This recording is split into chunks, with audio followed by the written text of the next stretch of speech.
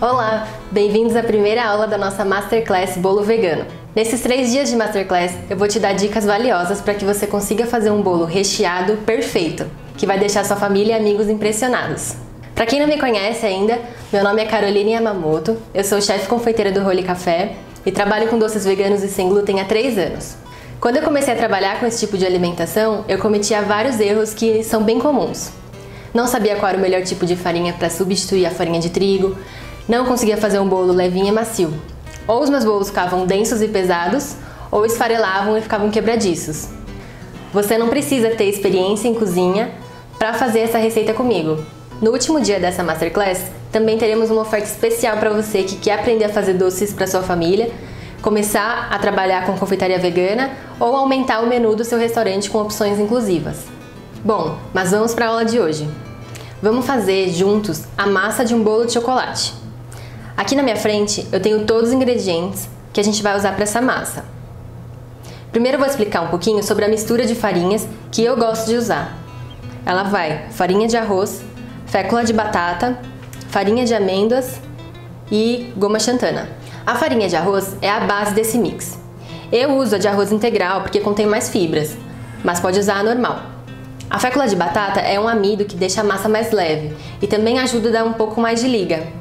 Se você quiser substituir, pode usar amido de milho no lugar. Só não troca por polvilho ou fécula de mandioca porque a consistência é bem diferente e pode deixar uma textura meio elástica ou puxa na massa. A farinha de amêndoas, ela é rica em gorduras e também deixa o mix um pouco mais leve. Eu gosto dela porque ela tem um sabor mais suave de todas as oleaginosas.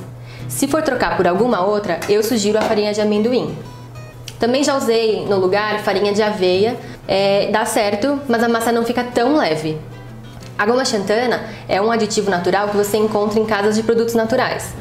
Ela é o que vai dar a liga para as nossas farinhas, ajudando a suprir a falta do glúten. Sem ela, o bolo fica quebradiço e esfarelando, então ela é insubstituível e essencial para o sucesso dessa receita. Você pode deixar essas farinhas já misturadas e guardar num pote. Assim, quando você for fazer alguma receita que tem o mix, você já vai ter ele pronto para usar. Outro ingrediente, que é base das receitas de bolos convencionais, é o ovo. Existem várias maneiras de substituir os ovos nas receitas veganas. Eu gosto e costumo usar a farinha de linhaça dourada. Você provavelmente já ouviu falar do ovo de linhaça, que é a mistura de farinha de semente de linhaça com a água.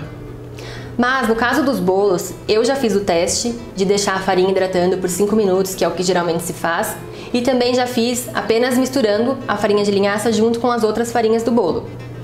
Eu não vi diferença nenhuma entre os 2 bolos que eu testei. Por isso, para facilitar e também para sujar menos louça, eu uso a farinha de linhaça dourada junto com os ingredientes secos. Se você já tiver a semente de linhaça, é possível fazer a farinha apenas triturando no liquidificador e depois peneirando. E eu prefiro a linhaça dourada porque o sabor é mais suave e a cor mais clara também dá para ver menos dentro da massa do bolo, principalmente se for um bolo branco. Outro ingrediente que vai em qualquer bolo é o fermento químico. No caso dos bolos veganos, o fermento também atua como um substituto do ovo, porque os ovos no bolo convencional ajudam a incorporar ar e aumentar o volume da massa quando ele estiver assado. Por isso, em todos os meus bolos, eu costumo usar o dobro da quantidade de fermento que eu usaria num bolo convencional, para que ele cresça e fique bem fofinho. A gente publicou no nosso Instagram da escola uma receitinha de fermento químico caseiro. É importante também que você tenha certeza que o fermento que você for usar está novo e que está na validade. Ao contrário do que muita gente diz, não precisa ser conservado dentro da geladeira depois de aberto. E qual a diferença entre o fermento químico e o bicarbonato de sódio? E por que essa minha receita vai os dois? Bom, o bicarbonato, ele é um dos componentes do fermento químico. E quando tem a presença de um ácido, ele libera os gases, que é o que faz o bolo crescer, essa geração de bolhas de ar dentro da massa. Você pode até fazer um experimento em casa. O bicarbonato, ele atua imediatamente quando entra em contato com um ácido em um meio líquido, por exemplo, um vinagre. Por isso que é muito importante que você coloque no seu bolo para assar o mais rápido possível depois que você adicionar o fermento e o bicarbonato. Senão essas bolhas de ar, elas vão se formando dentro da massa crua e podem sair de dentro dela antes do bolo assar, fazendo com que ele não cresça tanto como deveria. E por que eu não posso usar apenas o bicarbonato? Porque Porque o bicarbonato em si só não tem a força de fazer o bolo crescer como o fermento. Por isso, a maioria das marcas de fermento que tem no mercado contém outros agentes que geram esses gases. E esses outros agentes atuam com a temperatura. Por isso que se fala que o fermento é de dupla ação, porque parte dele atua quando ele entra em contato com um líquido, ou a água nesse caso, e outra parte vai ser ativada dentro do forno com a temperatura. Nessa minha receita, eu não adiciono nenhum ácido a mais para compensar o bicarbonato, porque por mais que não pareça, o açúcar e o cacau, eles são ácidos. Então no bolo de chocolate em especial, o bicarbonato ele vai agir com o cacau em pó. E essa reação que deixa o bolo com uma cor mais bonita ainda, ficando mais escuro. Açúcar é outro ingrediente que não pode faltar em um bolo. Eu vou usar o demerara, que é o mais comum de encontrar em qualquer mercado, e tem um sabor bem suave. Também dá para usar nessa receita o açúcar cristal, ou mascavo, ou açúcar de coco. Também dá para fazer com adoçante, mas aí você tem que seguir a recomendação do fabricante sobre a quantidade que equivale ao açúcar. A gente tem um curso online somente com receitas low carb, em que eu dou várias dicas de receitas sem açúcar. Se você quiser conferir mais informações sobre esse curso, tem tudo no nosso site. O próximo ingrediente é o óleo de girassol. Eu uso ele na massa do bolo por ser uma gordura insaturada, ou seja, uma gordura líquida. Por muito tempo eu fazia essa mesma receita com óleo de coco sem sabor e dá super certo também. Mas como muitas vezes os clientes servem o bolo gelado, a massa com óleo de coco acabava ficando mais dura porque o óleo de coco gelado fica sólido. Então, utilizando um óleo líquido como o óleo de girassol, essa questão de consumir o bolo gelado não afeta na textura. E por último, a água. Eu já fiz testes com essa massa utilizando leite vegetal no lugar da água e eu não notei diferença nenhuma. Por isso, uma questão de padronização e de diminuir os custos da produção, eu gosto sempre de usar a água filtrada mesmo. Antes de começar a misturar os ingredientes, eu já deixei o meu forno pré-aquecendo. É só ligar a temperatura do forno na indicada, no caso 170 graus, e esperar pelo menos uns 10 minutinhos, que geralmente é mais do que o tempo necessário para preparar o bolo. Também já vou deixar preparada aqui a forma em que a gente vai assar. Como esse bolo que eu vou fazer é de 1 kg, eu vou usar uma forma de 15 cm de diâmetro e 10 de altura. É uma forma bem alta, porque eu vou assar ele inteiro dentro dessa forma e depois cortar as camadas. Se você preferir, também é possível dividir a massa em 3 formas mais baixinhas, com o mesmo diâmetro cada uma, e aí cada bolinha vai ser uma camada do bolo recheado. Eu indico formas redondas, porque eu acho que é mais fácil de montar. Para que seu bolo não cresça torto ou para que não forme um topo muito arredondado, unta apenas o fundo da forma e não unta as laterais.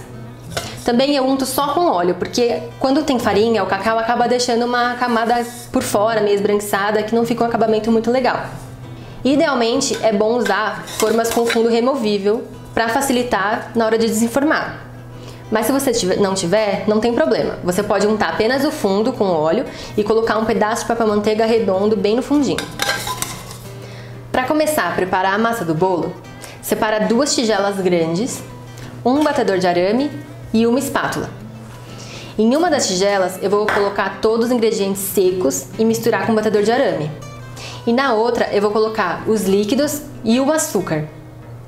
Primeiro eu coloco farinha de arroz, fécula de batata, farinha de amêndoas, farinha de linhaça, cacau em pó, bicarbonato e o fermento químico e a goma xantana. Lembrando que todas as farinhas já estão peneiradas e pesadas. Agora é só misturar tudo com a ajuda de um batedor de arame e reservar. Na outra tigela eu vou misturar o açúcar demerara, o óleo e a água. Aqui também mistura tudo muito bem. Se quiser, você pode bater essa parte no liquidificador para dissolver bem os grãos de açúcar. Aqui eu vou fazer assim mesmo na tigela. E aí então você vai colocar a mistura de secos aos poucos dentro dessa mistura de líquidos. Então coloca só uma parte das farinhas e mistura bem, vai colocando até usar toda a farinha. A massa ela deve ficar com essa consistência. Aí então é só despejar na nossa forma que já estava untada, dar uma espalhadinha com uma espátula em cima só para alisar bem e aí levar para o forno a 170 graus por 60 minutos. Quando tiver mais ou menos uns 50 minutos passados, você abre o forno e aí verifica se já está assado, espetando um palitinho no meio. Antes desses 50 minutos, não abra o forno de jeito nenhum. Viu como é super fácil e rápido de preparar? O segredo aqui é a combinação e as quantidades corretas dos ingredientes.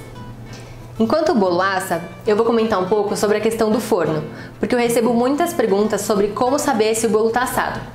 Primeiro, você deve verificar se a temperatura que indica o botão do seu forno realmente é a temperatura de lá de dentro. Se não estiver correta, você deve fazer o ajuste do seu forno.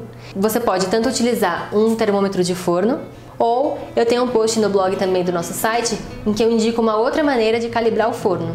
Aqui no Rory, por exemplo, a gente usa um forno com convecção, ou seja, que tem uma ventoinha que circula o ar por dentro, e ele é elétrico.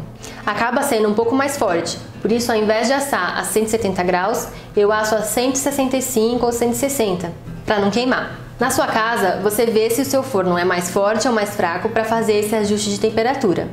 Se você tiver um forno elétrico, para assar bolos, liga a parte de baixo ou a de baixo e a de cima junto com convecção. Mas fica de olho porque isso pode acelerar o assamento do seu bolo. Outra dica é nunca abrir o forno antes do tempo. Eu deixo pelo menos chegar a 70% do tempo indicado na receita, para daí checar se o bolo está assado. Os bolos sem ovos demoram um pouco mais para ficar prontos. Por isso, alguns bolos que eu faço, eu deixo até 1h30 de forno. E quando tiver no tempo indicado, eu espeto um palito bem no meio do bolo. Se o palito sair seco, é sinal que o bolo já assou completamente. Aí eu retiro o bolo do forno e deixo amornar. Depois que estiver morno, ou uma temperatura que eu consiga encostar na forma, eu posso desenformar em cima de uma grade ou alguma forma com furinhos, para deixar que o bolo esfrie sem criar vapor ao redor. Nunca corte o bolo quente, ele deve estar em temperatura ambiente ou frio para ser cortado. Essa massa dura até 7 dias em geladeira, bem embalado no plástico filme, ou 5 dias em temperatura ambiente. Pode ser congelada também por até 2 meses. Se você quiser variar o sabor do bolo, pode fazer essa mesma receita trocando alguns ingredientes. Se quiser fazer de fubá, funciona se você trocar farinha de amêndoas por fubá, por exemplo. Ou de baunilha, retira o cacau em pó e aumenta a mesma quantidade na farinha de arroz. Pode adicionar também suco de alguma fruta ao invés de água, ou extratos e essências para saborizar. Essa foi a aula de hoje. Amanhã vamos fazer os recheios e cortar o bolo. Deixar tudo prontinho para montar o bolo de chocolate com frutas vermelhas no 3º dia. Dúvidas ou sugestões que vocês tiverem, envie pra gente via direct no Instagram ou por e-mail. Aqui embaixo desse vídeo tem uma seção de comentários. Compartilha comigo da onde você é, se você trabalha com esse tipo de culinária ou se você tem alguma restrição, por isso que veio procurar a gente. Fala também quais são as suas receitas favoritas e quais são as suas dificuldades na cozinha. Aqui embaixo também tem o depoimento dos nossos alunos. Eles comentam o que eles